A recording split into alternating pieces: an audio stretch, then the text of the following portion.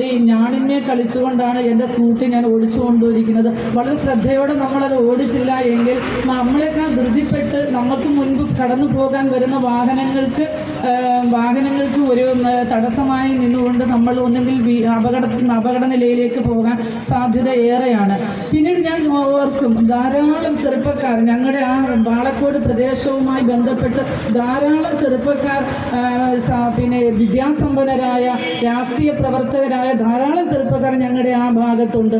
അവർക്കൊന്നും ഈ പാലത്തിൻ്റെ പുനർനിർമ്മിതിയെക്കുറിച്ച് ഒരാശങ്ക ഉണ്ടാവുകയോ അതിനുവേണ്ടി എന്തെങ്കിലും ശബ്ദമുയർത്തുകയോ ചെയ്യുന്നതായി ഞാൻ കണ്ടിട്ടില്ല.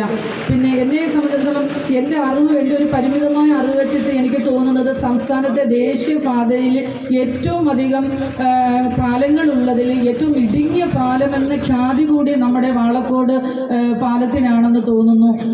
അതിൻ്റെ പല പാലങ്ങൾക്കും 6 അടി മുതൽ 12 അടി വരെ വീതിയുണ്ട്. പക്ഷെ നമ്മുടെ പാലത്തിന് വീതി നിസ്സാരം 7 മുതൽ 10 വരെയാണ്.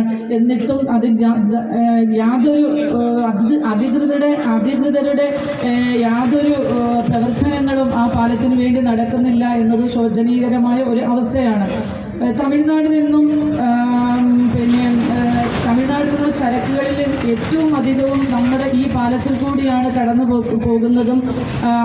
അതുകൂടാതെ തന്നെ ശബരിമല തീർത്ഥാടകരുടെ യാത്രയെല്ലാം നമ്മുടെ ഈ തകർന്ന പാലത്തിൽ കൂടിയാണെന്നുള്ളതാണ് പിന്നെ വിരോധാഭാസം.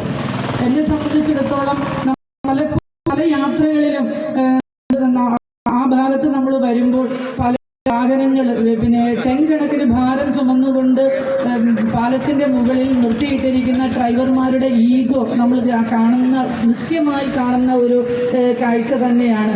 ഇത്രയും നമ്മൾ ഡ്രൈവിംഗ് ലൈസൻസ് എടുക്കുമ്പോൾ പോലും അതിലെ ഒരു ചോദ്യം എന്താണെന്ന് ചോദിച്ചാൽ ഭാരം കയറ്റിയ വാഹനങ്ങൾ ഒരു കാരണവശാലും പാലത്തിൻ്റെ മുകളിൽ നിർത്തിയിടരുത് എന്നൊക്കെയാണ്. പക്ഷേ അത് കാറ്റിൽ പറത്തിക്കൊണ്ട് ഡ്രൈവേഴ്സ് കാണിക്കുന്ന അവരുടെ ഈഗോയ്ക്ക് വേണ്ടി കാണിക്കുന്ന ചില നടപടിക്രമങ്ങളെല്ലാം നമുക്ക് ഈ അവസരങ്ങൾ ഞാൻ ഓർമ്മിക്കുകയാണ്.